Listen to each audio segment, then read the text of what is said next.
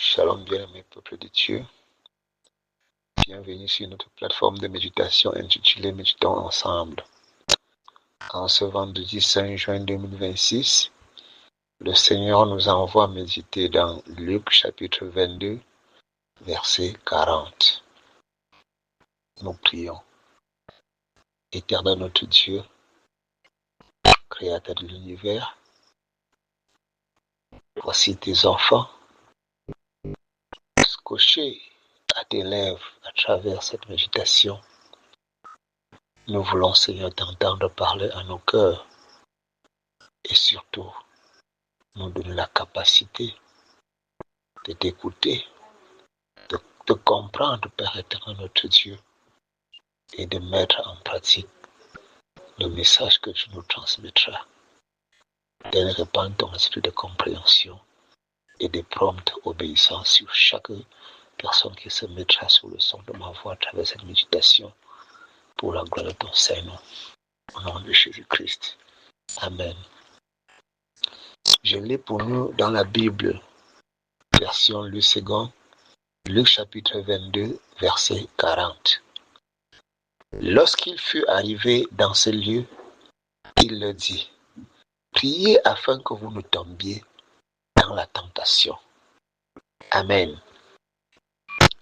Bien-aimés, par ce message de l'apôtre Luc, le Seigneur nous demande de prier afin de ne pas tomber dans la tentation.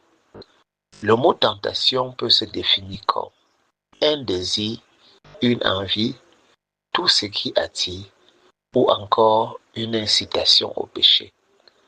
Par ce message, le Seigneur nous demande de beaucoup prier afin que notre homme intérieur soit fortifié chaque jour, afin que nous puissions avoir la domination sur les œuvres de la chair, tels mensonges, impudicité et j'en passe, afin que le Seigneur nous révèle les astuces pour fuir les ruses du diable. Nous voyons par exemple Jésus qui a passé 40 jours au désert à prier. Et après être sorti, il fut tenté à plusieurs reprises, mais il a résisté et a eu la victoire. Si Jésus a pu être tenté, à plus forte raison nous.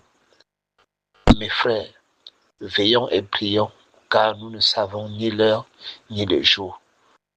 En somme, nous pouvons dire que le Seigneur, par ce message, nous encourage à beaucoup prier afin de ne pas tomber dans le péché. Puisse le Seigneur nous aider dans sa grâce à résister face aux différentes ruses du diable.